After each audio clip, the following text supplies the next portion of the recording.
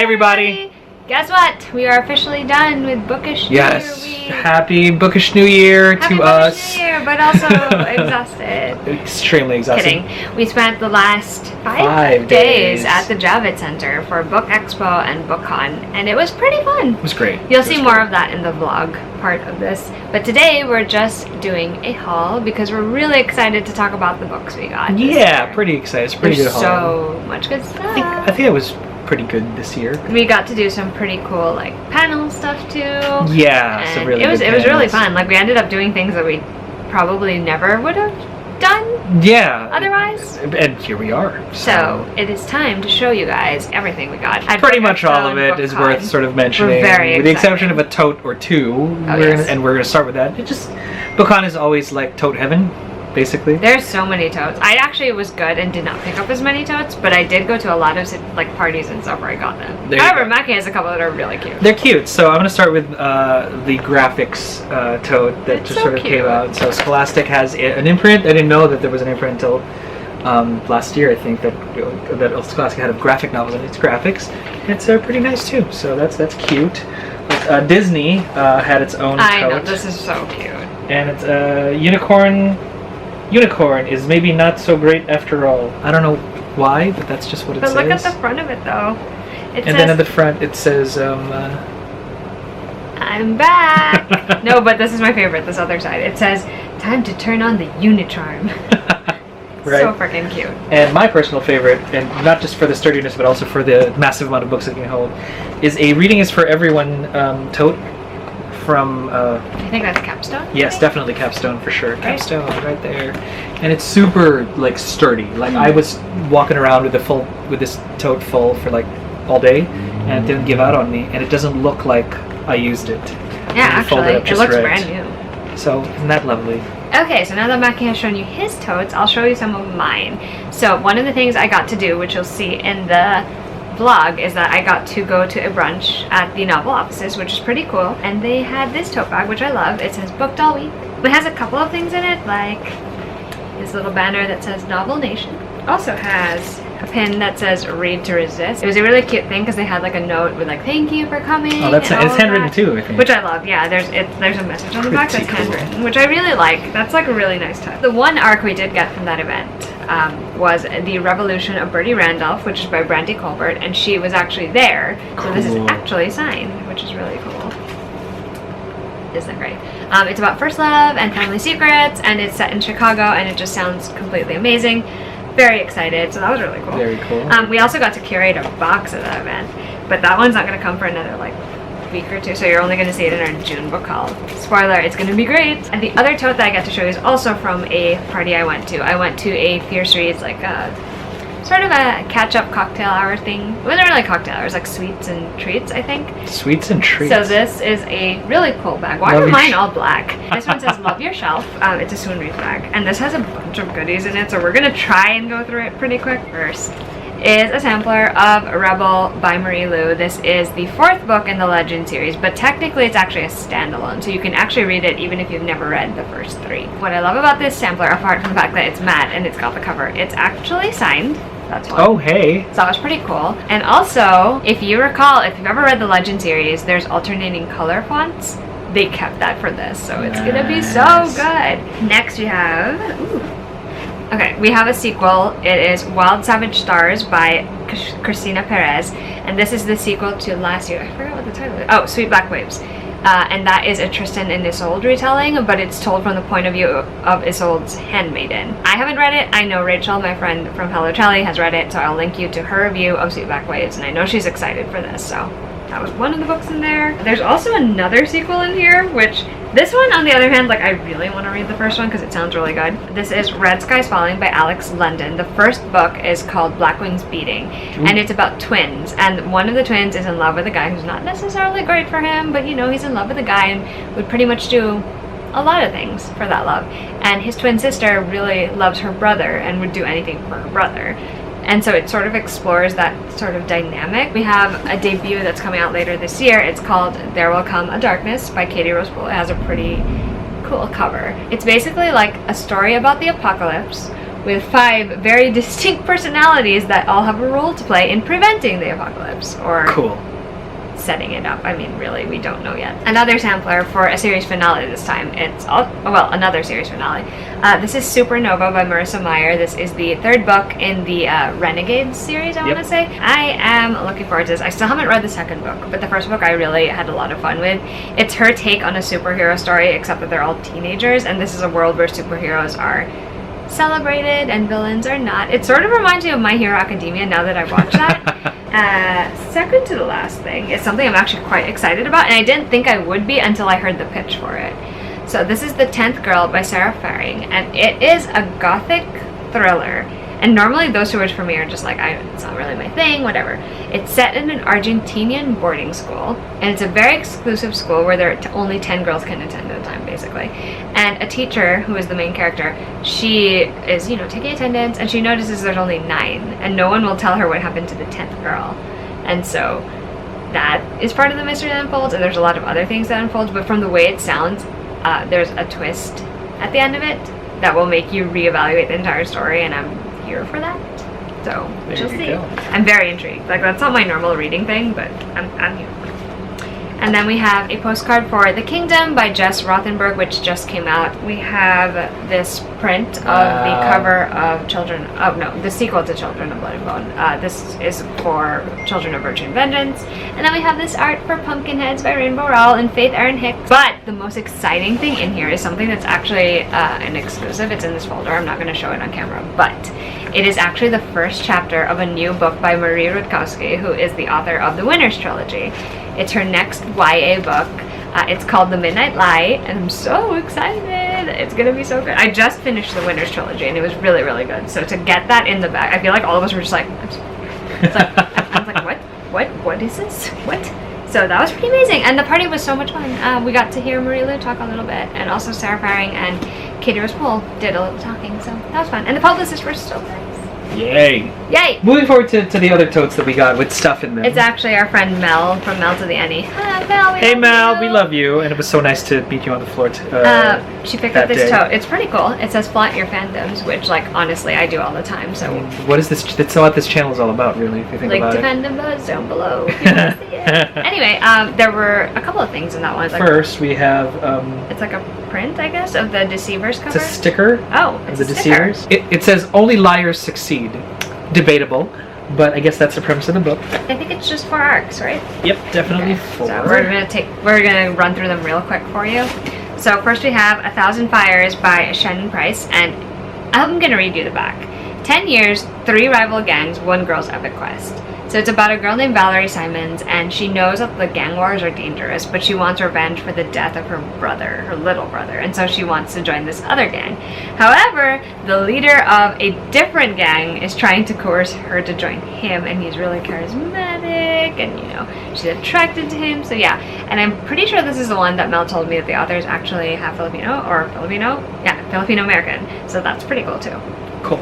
This one is The Infinite Noise. It is apparently based on the Bright Sessions podcast, and it's got a bit of super kind of human stuff sort of involved. One of the characters is a football player with enhanced abilities, and then they have a classmate who has like empathic abilities, and so that would probably be something I would like to listen to on the podcast and then sort of get into. So very, very cool. Sounds pretty fun. Yeah, no, almost supernatural, super human high. This book sounds pretty good. It's Sisters of Shadow and Light by Sarah B. Larson, and it is a story of 2 sisters.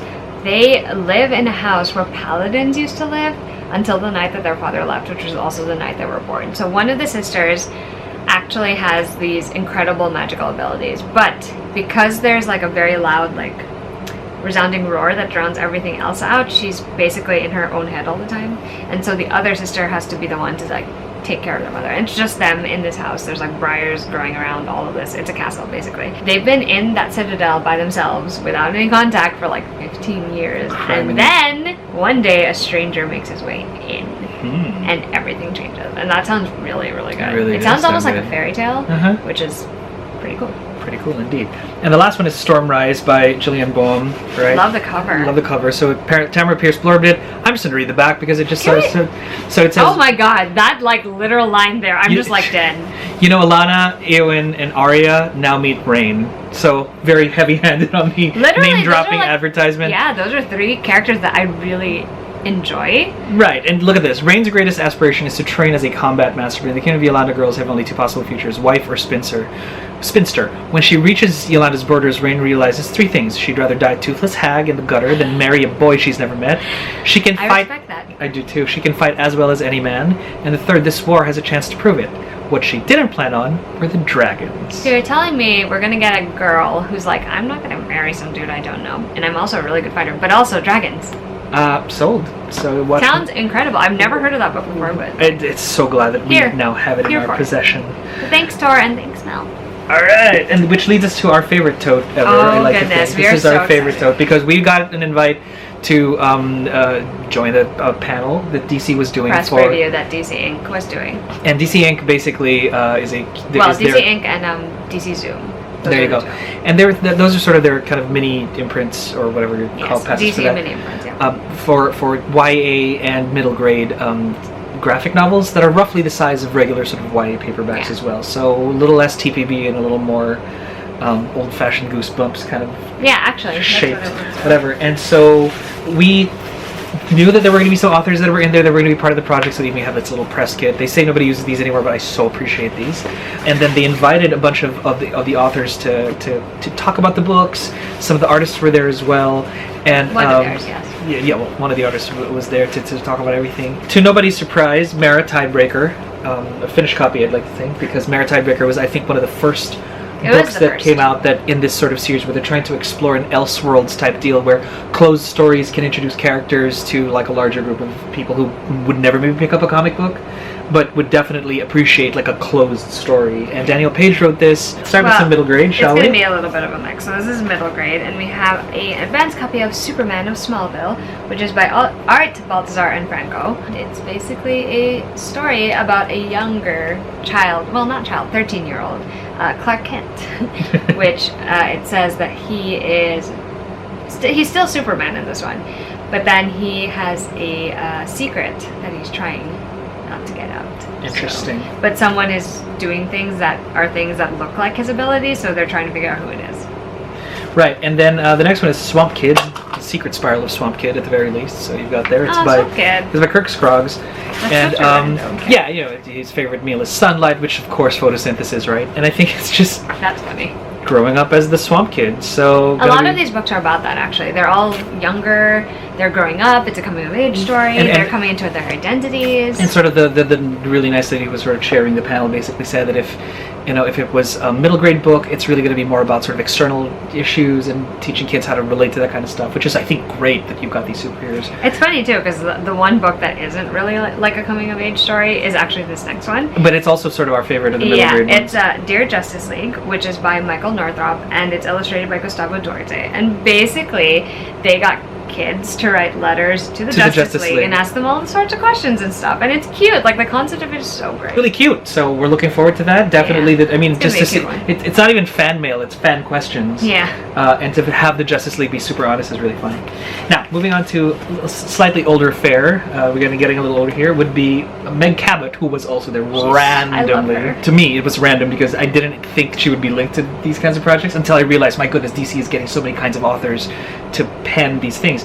And Meg Cabot basically wrote Black Canary, Ignite, and I had been a Birds of Prey fan for the longest time. I'd seen pictures of this and I thought, what's going on here? But when Meg pitched it, I'm like, 13-year-old Dinah Lance does not appreciate that she has the canary cry. She hates it. She hates it, right? And she's just, and her dad's a police officer, and she's just trying to survive and school and to just see how she fits into the world, right? And Gotham is a terribly creepy place. Also, she wants to be a detective, just like her dad. I know, and I think it's great. And the dad's like, no, you were not going to do that. And she's like, but mom was a vigilante, the kind of deal. And so, very nice. I love the reimagining. Next we have Harley Quinn, Breaking Glass. This is by Mariko Tamaki and the artist by Steve Wu. And basically, it's about 15-year-old Arlene Quinzel and how she moves to Gotham City and she sort of gets involved in a lot of different things. She has an activist friend named Ivy who's like, we need to save the world. Hint, hint. Also, drag queens are in this one, and I'm living for that.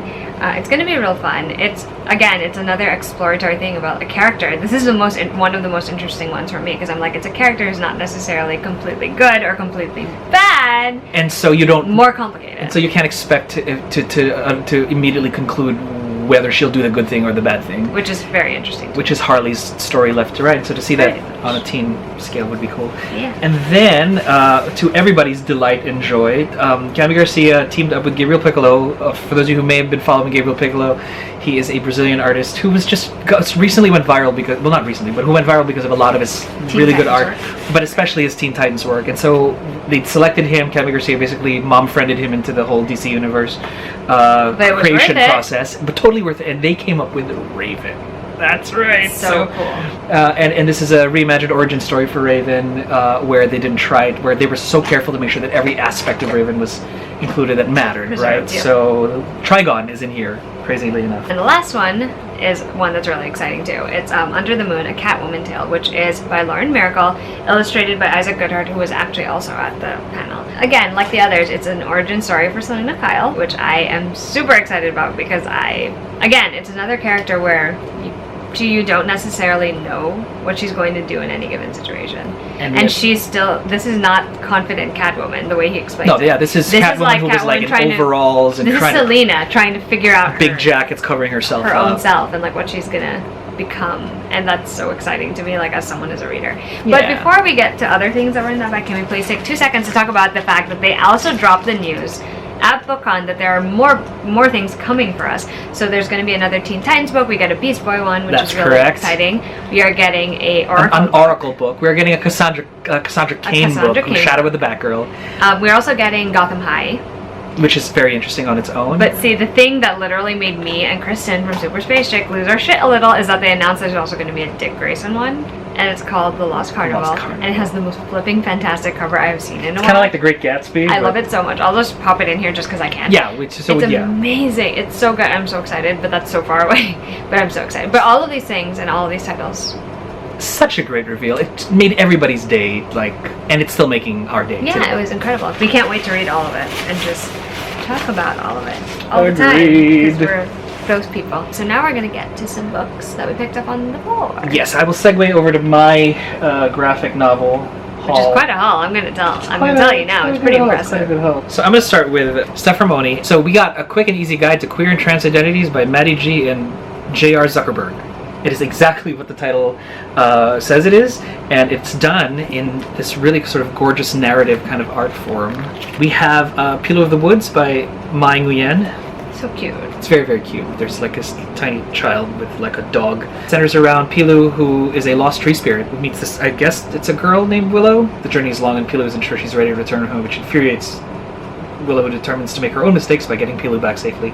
So, adventure, fun, cute art. How often do you find a tree spirit that is going to be your best friend, right? Something we already have, but in hardcover this time, is the Aquacorn Cove. Yeah, it's gorgeous. So we have just this really nice kind of seahorsey end papers. Aquacorn Cove is basically the story of a little girl and her dad. They go back to the village they used to live in to help with a cleanup effort after a huge storm. Only while they're there, another huge storm happens, and it sort of explores their feelings about it, but also on a larger scale, like how we're affecting the climate and how it's also like we're affecting the sea with all of the pollution and the trash and everything like that, which is very interesting and very fun, and it's so good. Agreed. And then we have this is actually based on a Steam game, a Steam dating game, and it's called Dream Daddy, a dad dating comic book. So basically pick your dating guy. That's how that game works, by the way. And then that's how it's just going to be. So it's very, very funny, it's very, very cute, and very, very unique actually. It's so interesting. And so looking forward to that. And then finally, Rick and Morty! Yes! Rick and Morty Presents. It's like the issue number 1, and I have been wanting to get into Rick and Morty for the longest time, and I felt like this would be a great way to sort of get into the whole thing. And so there's that. I got an invitation to visit the Fabled Films Press booth, just to sort of check it out and see what's going on, and managed to have a really great conversation with Crystal, who had invited me and said, hey, this is one of the new things that's coming out. It's called Pippa Park Raises Her Game. It's actually a reimagining of Great Expectations. That's cute. But in middle grade graphic novel form. So Pippa is Korean American, and there are a lot of fun sort of takes on, because Great Expectations, a little class thing, upper class, middle class, all that kind of deal. So that's coming soon, so got a sampler for that. At the Boom booth, I was able to get these following awesome things. I got an arc of The Magician's graphic novel, which is basically narrating Alice's story. I don't know exactly when this is set, nor if it's tied to the TV series or for the books, but either way, I am down for any kind of multiverse story of Alice, because I love her. And then we have Destroyer by Victor Laval. Right, so it's kind of based on Mary Shelley's Frankenstein, creating life, that kind of deal. I just thought, yeah, I'm down for that. Fun issue number 1 called Ronin Island, where it's post-apocalyptic, and there's an island full of people who are taken on the kind of like the samurai Ronin tradition. That's so cool. I could be into that. I could totally get into that too. So Greg Pak, Mila Giannis, and Irma Nivola. And finally, issue 0 of Angel, the reboot, because Buffy was rebooted as well. So it's set in modern times, goodbye 90s. That Buffy is sporting a smartphone. I think it's just, let's see how well they're taking something, classic. I'm sure you like the title of it, though. I really, really do. And the title of Volume 1 is High School is Hell, in case you were wondering. And isn't it always? And finally, moving on to Marvel and DC. And by Marvel, I mean Disney. Let's start with Star Wars, C-3PO. Cute. Does not like sand, so it's a droid. Look at you. It is. I am, unfortunately, or fortunately, goldenrod in this entire thing. And super excited to get myself an advanced reading copy of Sanity and Tallulah Field Trip. I was able to meet Molly Brooks while she was signing this thing, so it was a signed copy. She drew on the thing. And Sanity and Tallulah basically are 2 girls on a space station who get into a lot of shenanigans. Yeah, and it's good. It's really good, because the last time that we saw Sanity and Tallulah, they created an artificial life form that they named Princess Sparkle, Destroyer of Worlds. It's a mouthful, isn't it? But it's amazing. And I told Molly Brooks that was a great idea, and she's like, yeah, but until you have to like draw that word over and over again. Great for the readers, maybe not so much for the creators. So that's the Disney Hall. Moving into the DC Hall, which is a signed copy of an arc of Aquaman, Unspoken Water. So cool. Very cool. Was able to meet the author, Kelly Sue DeConnick, and she just basically said she took a lot of influences from different lore and sort of really played around with Atlantis. So I'm very excited to see how she's going to work that into Arthur's world. And then, super discount at the end of which we just got today. Super Sons. We didn't know it existed until the panel for DC. They didn't include this as part of the arcs or anything else, but they did say that Super Sons was part of the catalog, and I just had to go grab it. This is definitely an Elseworlds. This is not the cinnamon rolled Jonathan Kent that you see in the comics. I don't know that yet. He's a little more kind of like, I want to do and save the world, and why aren't people helping? Very angsty, Jonathan Kent. So I'm like, all right, it's an Elseworld, sure. And Ian Wayne refuses to be called Damien.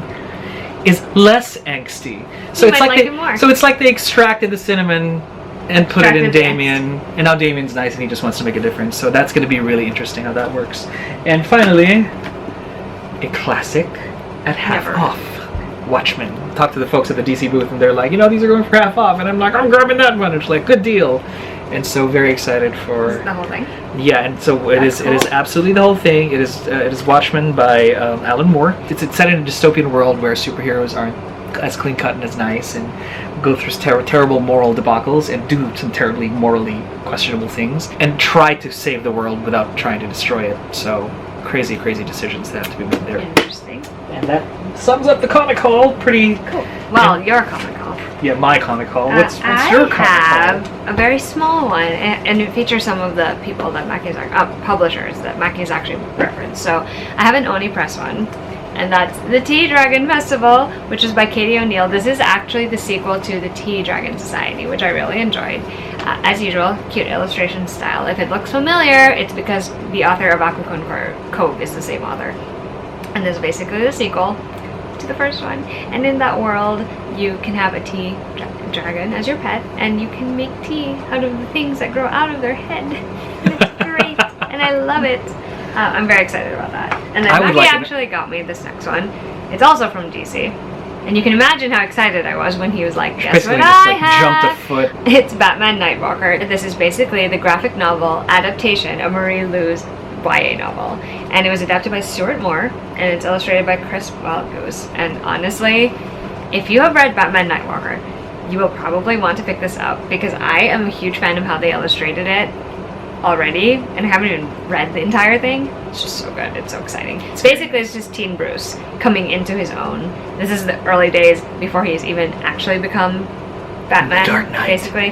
And it's great, and I love it. And the last graphic novel type thing is from Lionforge. I was really excited about this. It's called Mooncakes. It's by Wendy Zhu and Suzanne Walker, and actually, they also signed it because they were at the booth. Lovely. There's a cat. The reason I really wanted this is because apparently it's a story about love and family, but it's also about demons and witchcraft, and really, who doesn't want those two things blended into a graphic novel that looks this cute?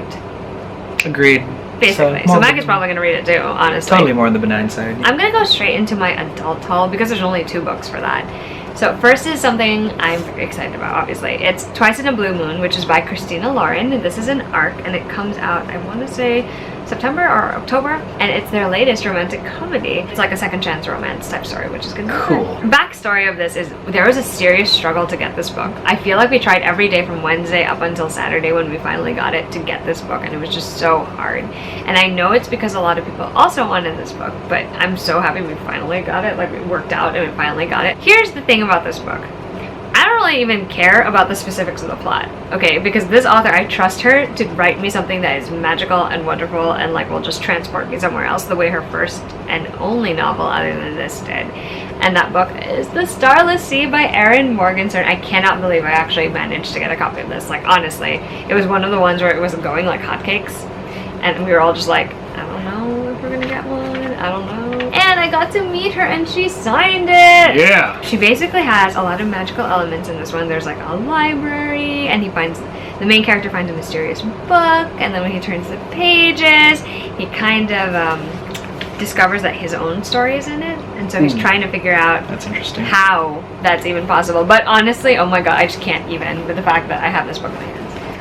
Yeah, so that's pretty much the end of my adult and graphic novel haul. We are moving on to my YA haul, which isn't Cool. that much. We're going to start with Scholastic because they managed to drop some pretty good arcs today. I'm going to start with Tarnished Are the Stars. So it's kind of a steampunky kind of story where there's a girl with a mechanical heart, and she's a technician and an outlaw who provides illegal medical technology to the sick and the injured, and until her new patient comes in with a bunch of secrets, and he's the commissioner's son. And so it's basically them trying to manage and navigate a terrible epidemic whilst trying to survive and keep all of their secrets, and maybe even foster the relationships that are sort of budding. It seems like a lot of high stakes, and definitely fun. This one's by Rosie Thor. Just for kicks, because I really did want to try the Netflix series.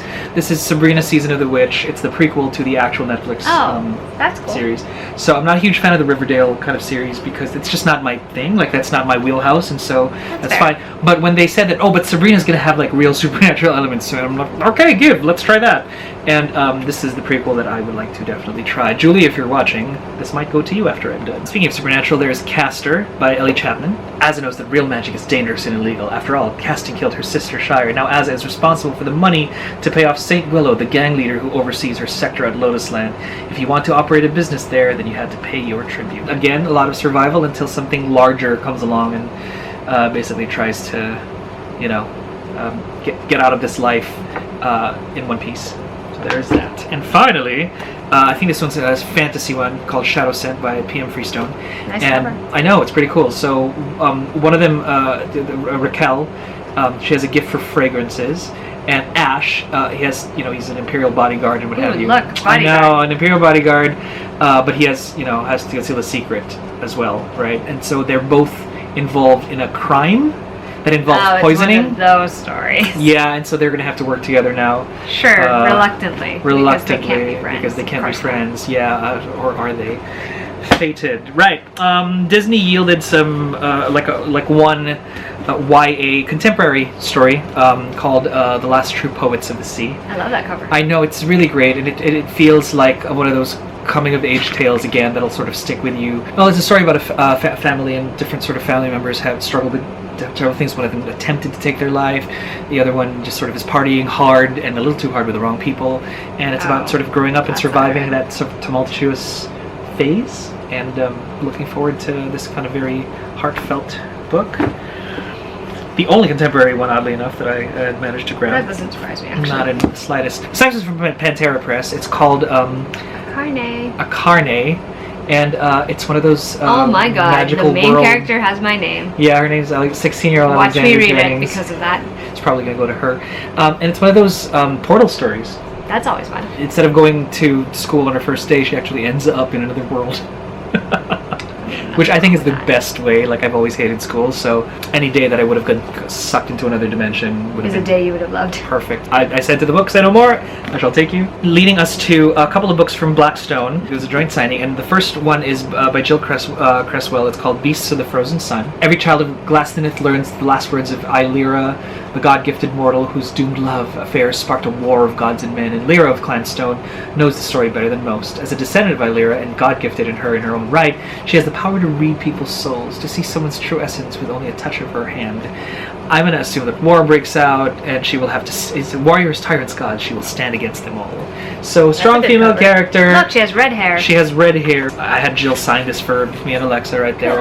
And her message was, hope you enjoy the book, burn brightly. And I'm like, yeah. So this next one is called Shadow Frost, and it centers around the princess of Exaria named Astrin, and she may be the only one who has the power to defeat this terrible, great, nameless evil that is sort of spreading. So Coco Ma has written this book, and we did meet her as well, and she signed. Well, I wasn't there, but... And she had no idea, like, and she had, it was the cutest thing, but she was like, well, how old are the people that I'm signing to? And she's like, that's me and my wife. And she's like, oh my gosh, okay, because I was going to draw something if they were younger. And I'm just like, no, please draw something. And she's like, okay, I'm going to draw cake, because cake is life. And true enough. I respect that. And I'm like, so much like love for there. And so that's that. So definitely looking forward to these. Very, very good. But tell them what your exciting one was. But the one I was excited the most, and I'm going to tweet this back because Garth Nix, when it was released at BookCon, tweeted out and said, hey, can somebody send me selfies of like people who got this arc because I want to see who my readers are, and I'm definitely doing that. But this is Angel Mage by Garth Nix. Macky didn't even need to know what it was about, literally, because it's care. like Garth Nix. I don't care, it's Garth Nix. I will literally read anything that he throws out. The premise involves sort of angelic magic, and that's it. Garth Nix plus angelic magic, I don't care. Like if it turns out to be like an Office like romance, I'll take it still. So lined up for that. Very, very pleased. I was actually in line with Emily, so shout out. Hello, Emily. It was fun lining up with you for this one. Well, my YA haul is pretty substantial because that's majority of what I picked up this year. So I'm going to do the samplers first. We have Havenfall by Sarah Holland. She is the author also of Everless and Evermore, which Everless I've read, Evermore I'm currently reading. Havenfall is set in a inn that's sort of like a way station between magical worlds and our world, and she works there over the summers, and this girl is just basically trying to protect it after an incident occurs where things are suddenly not very safe for anyone involved. I am really looking forward to it. The other sampler I have is Capturing the Devil by Carrie Maniscalco. This is the fourth and last book in the Stalking Jack the Ripper series, as of right now, anyway. And it's signed because I got to see Carrie, and I love her. She's the greatest. And it's the last murder mystery that Audrey Rose and Thomas Cresswell are going to have to solve together, so that's going to be fun. Very cool. Alright, so right when we walked into BookExpo on Wednesday, one of the first books we picked up is actually a book that I have not yet read this author's other book, but I really want to because it sounds amazing, but this book sounds so good. It's Winterwood by Shay Earnshaw, and it has a beautiful cover. It's about creepy woods, basically. Creepy, magical woods. It's interesting because the main character has a connection to these magical woods, and she basically finds a boy who disappeared from a camp a few weeks ago, and things happen. Sounds really good. Another book that I'm really excited about that I got to pick up was Slay by Brittany Morris. It has a fantastic cover, and basically it sounds like the main character Kira has created this game. It's an online role-playing game called Slay. Nobody knows that she's the one who made it. Like she's 17, but when someone in the real world gets murdered over a dispute in the this virtual world that she's created, it basically becomes like the biggest news ever, and it becomes labeled as a dangerous racist, like what, you know, all a violent game basically. And so the only way to save the world that she loves, that she created, that she could be herself, is so she has to go undercover and try to solve the murder, figure it out and protect the game, cool. which sounds amazing. It sounds so good. And then we have a book that was pitched to me as The Count of Monte Cristo in Space, Scavenge the Stars by Tara Sim, which also has this fantastic cover.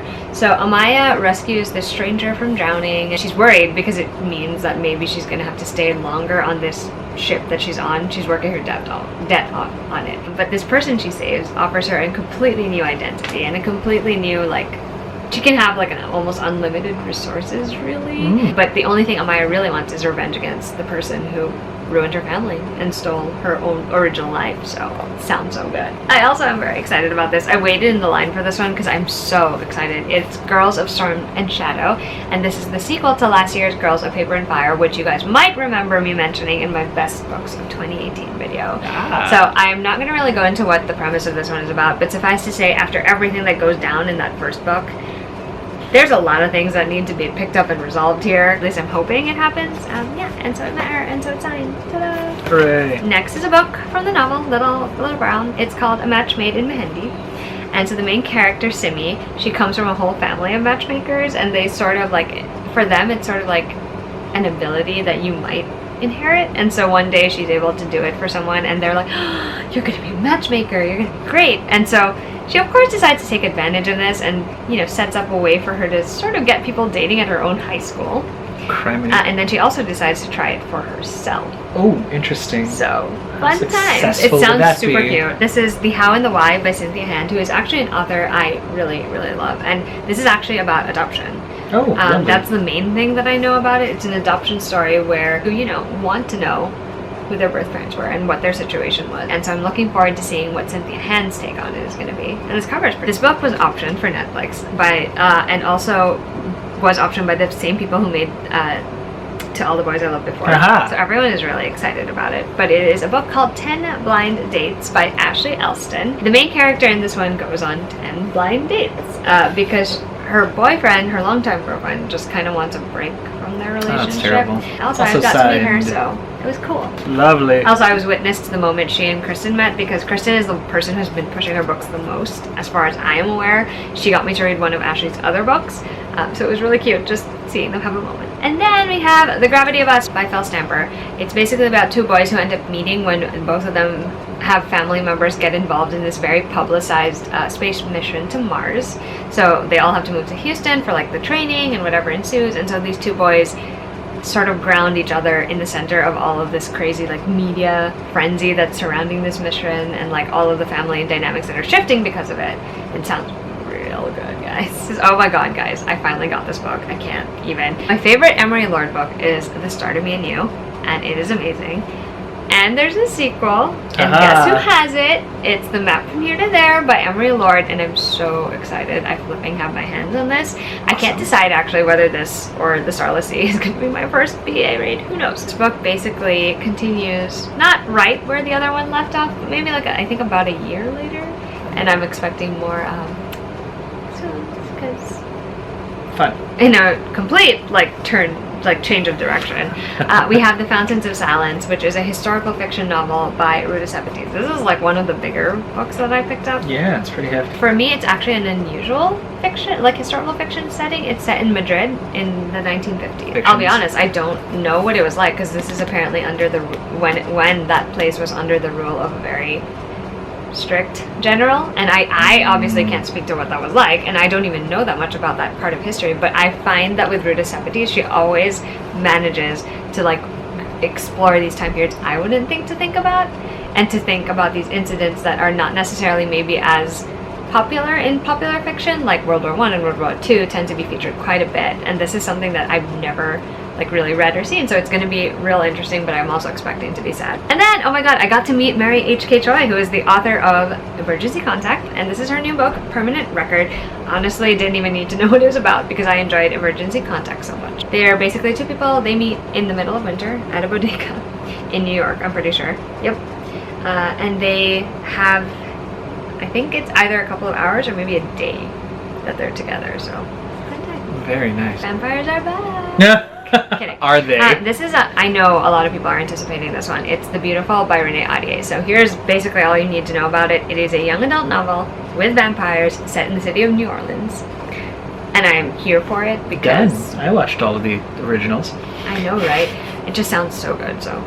another sequel! Oh my god, you guys. I have the sequel to A Curse So Dark and Lonely by Bridget Kimmerer. This is A Heart So Fierce and Broken.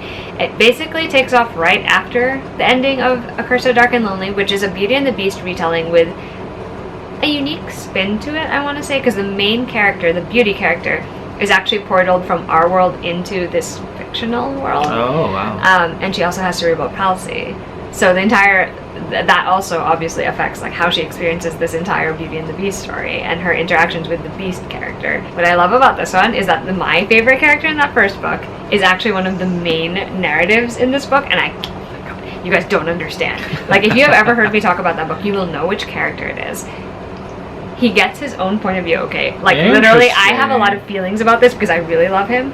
And I know a lot of other people do, so that's going to be fun. There you go. Today, on my last day, we got to pick up Rated by Melissa Gray. This is a Scholastic one. Actually, it's been a while since I've read a sort of story where everything is based on a rating system. It basically dictates your place and your, like, what you can or can't do in society, based on what it is. And 6 students in this book are all affected when one big incident happens that ties them together. And so, it sounds really good. So Kristen happened to have an extra copy of this book, and I have read it already, and I've talked about it in a video, and it's Love from A to Z, which is by S.K. Ali.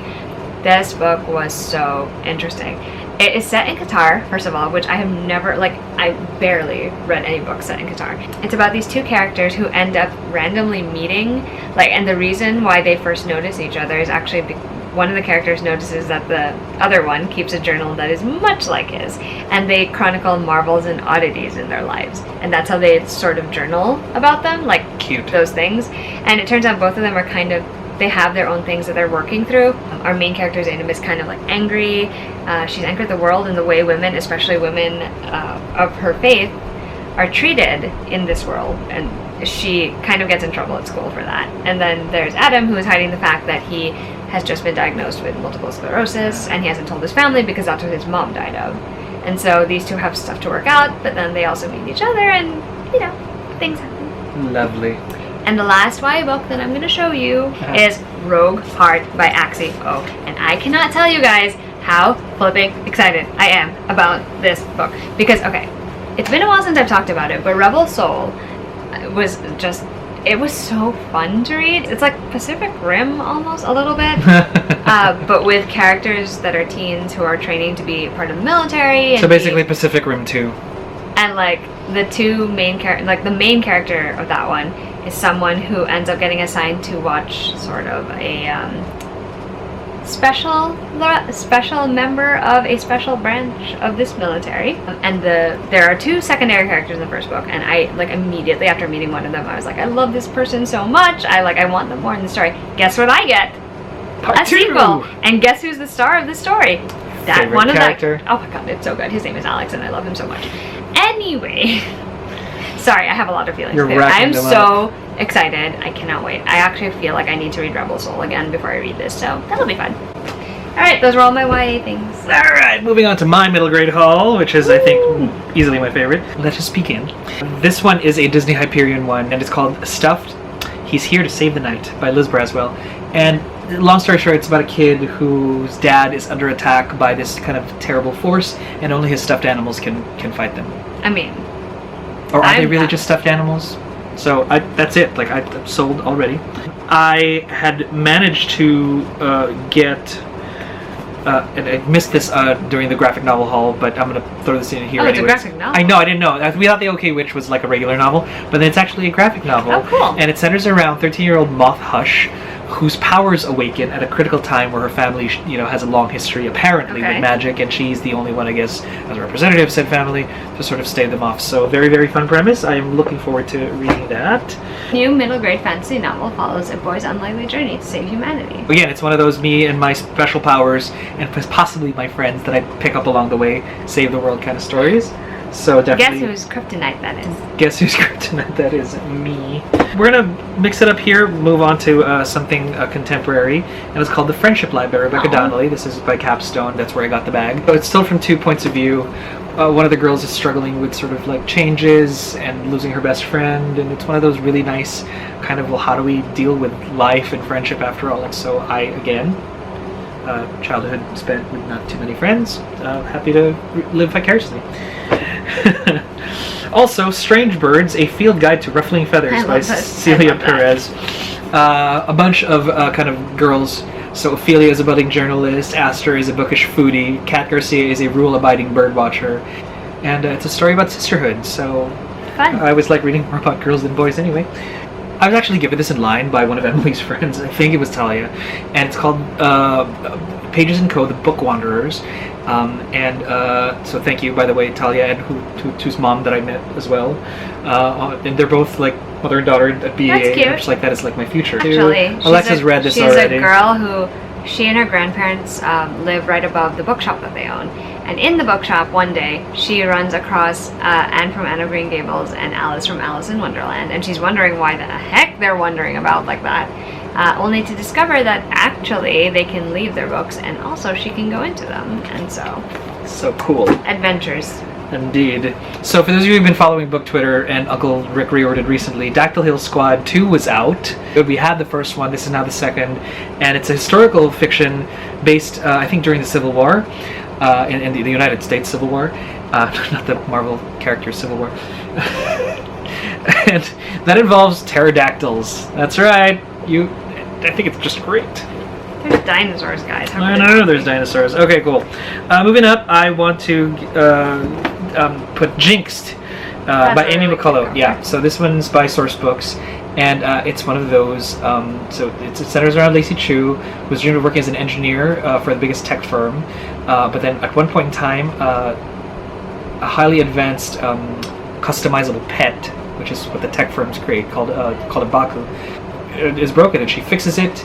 And then calls it Jinx, and now Lacey's life changed, because obviously when super advanced tech comes to your door in a story setting like this, you're bound to have an adventure, because they're going to want to take it away from you, and you're not going to want to let them take away your new friend. The Beast, a Dark Deep novel. So I had read Dark Deep, which is kind of like Stranger Things, and yeah, it does, because there's a bunch of kids encountering something very, very supernatural. And this is obviously part 2. I don't even want to know what it's all about. It's always interesting with sequels, because you do know you want to read it, you just don't know what you just. Yeah, it's like, where else can they take this after the events of Dark Deep? So again, hard to talk about it without spoiling the first ones, but let's just say I'm very curious to know what's going to happen next, because Dark Deep ended pretty definitively. So for us to see, well, what's the next step, we'll probably find out here. Then we have one of my, again, I love this author, Tracy Baptiste.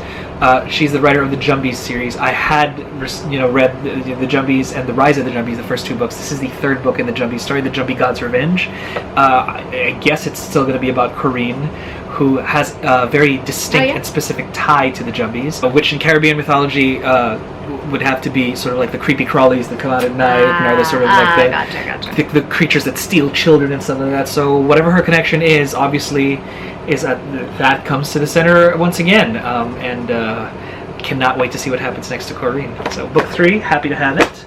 Right, moving right along, second to the last book, Charlie Thorne and the Last Equation. So it's by Stuart Gibbs, who apparently is recent Bill Grade sort of, royalty writing-wise, because everybody sort of loves his books and all the good stuff.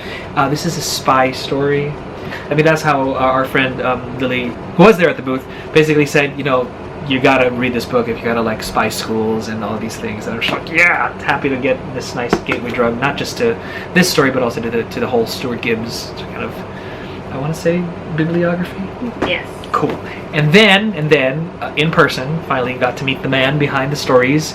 The only stories that ever made me like fairies. He looks so adorable. He looks exactly like a character from one of his books, and so did his editor at one point in time. So this is Owen Colfer's The Fowl Twins. I am going to assume that's a set after book 8 of Artemis Fowl.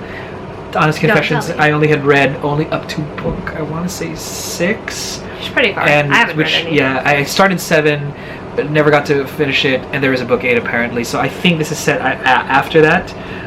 Those of you who don't know, Artemis Fowl is about a boy who discovers, because he's an insane genius, that the Fae world exists, and he exploits that to make his oodles and oodles of money. Well, to satisfy his nefarious ends. So he's kind of like a young anti-hero genius. I mean, I'm not mad about that. That shuttles back and forth between anti-hero and anti-villain.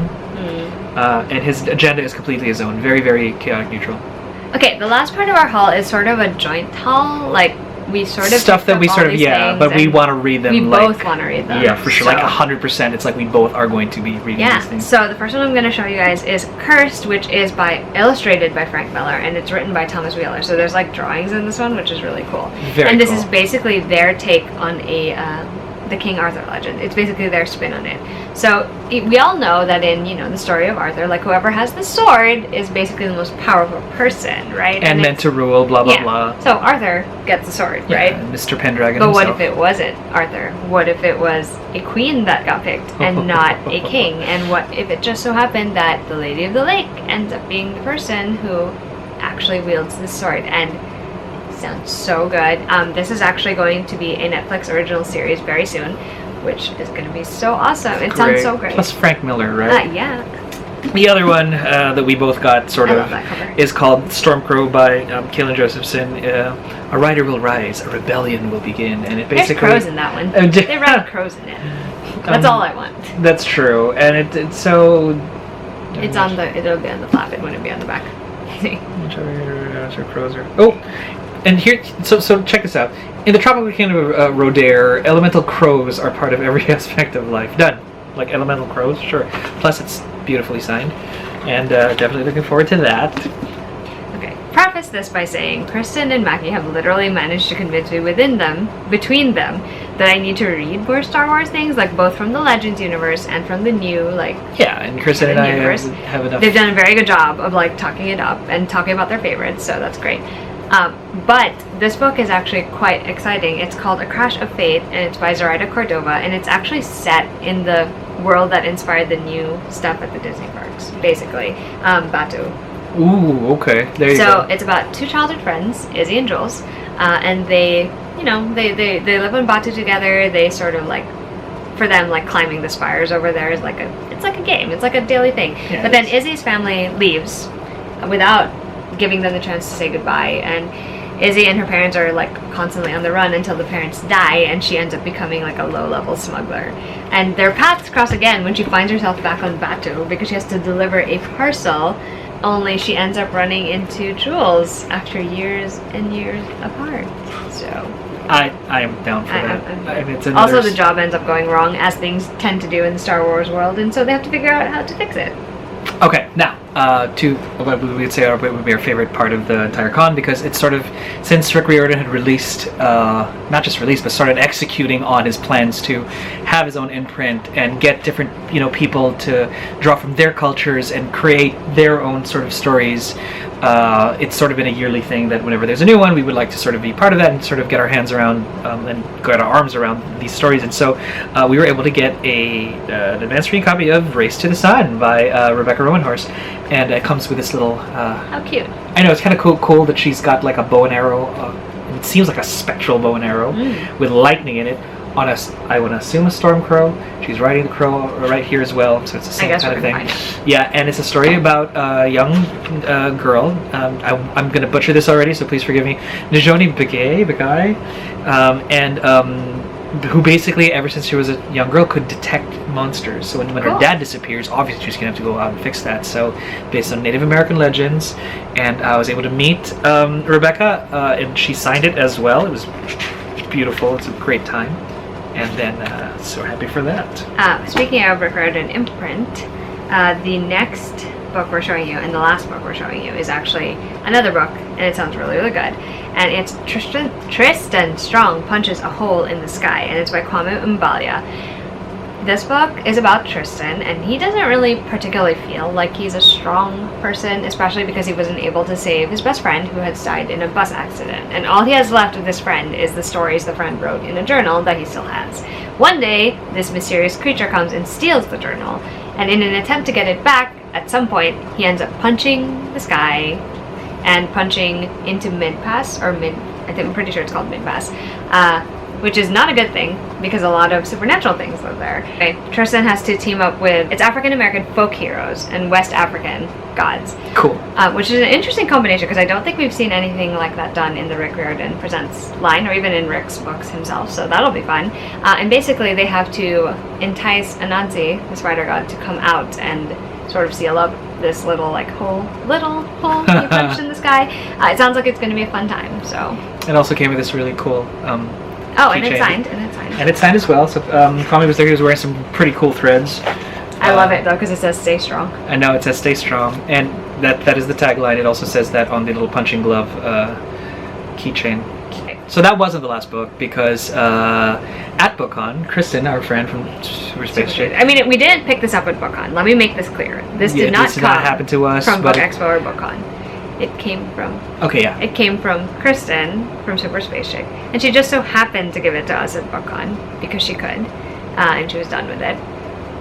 And this is probably the most important thing that will be in this haul. Like, it has nothing to do with anything else. And Macky's actually substantially through it. I'm almost through. We got it yesterday and I'm almost done. So guess what it is? It's an advanced reading copy of Ghost of the Shadow Market, and it is delightful. Devastating, to be honest. It is I was like, is it delightful? It is devastating. I keep forgetting that this is the same author who has both made us love these characters, and by us I mean her and me. I'm sure there are enough fans out there who can speak for themselves. Everyone. I speak for myself and Alexa, this is the same author who made us love these characters so much, but has also done all those horrible, terrible things to these characters. Cry. And hate Lord of Shadows. So Cops. And so I come into this thing going, oh, what a lovely foray back into the. Oh my God! That's exactly it. It's I was not ready. I'm pretty sure I signed up for this, but I did not sign up for this much of it. I am not regretful, nor am I too happy either. But this book has successfully destroyed me, and we will He's talk not about even it. done yet. Not even done yet. And can't wait to talk about this one. Yeah, I will say this though. I am. Alec Lightwood is in here, and I love him. And I love him now too. See, the fact that Macky actually loves Alec Lightwood after reading the book makes me feel like it's gonna murder me I already love him. This is twice as potent for Alexa's level of fandom. I didn't even like Alec that much, and now I love him. You know. Can't wait to read it. Thank you. I thought I wanted to be Julian. Not after this. Thank you, Kristen. You're the best. So thank you, Kristen, for that. And this is a great way to end the haul. Yeah. So we're very, very excited for all of the things that we managed to pick up at BookExpo and BookCon. I'm pretty confident in our ability to read all of it. Yeah, I mean, because there's it's all the stuff that we really wanted to get anyway. Yeah, so. And it's not there's so much to be excited about. The problem is actually what do we read first? Fine. You already started. Do you see what this is Do you see what's happening here? Someone else is overachieving in these videos. And it's not me. She's gonna read this next. Anyway, so it was really fun this year. You'll see more of what went on in the vlog, which will go up at some point this week. But I hope you guys enjoyed the haul. If there's anything that you saw us mention that you're particularly excited about, let us know. Give us a holler. Because then we may prioritize reading it. I mean, I can't make any promises because Ghost of the Shadow Market is right there, guys. No promises. Anyway, we'll see you guys in our next video. All right. Bye.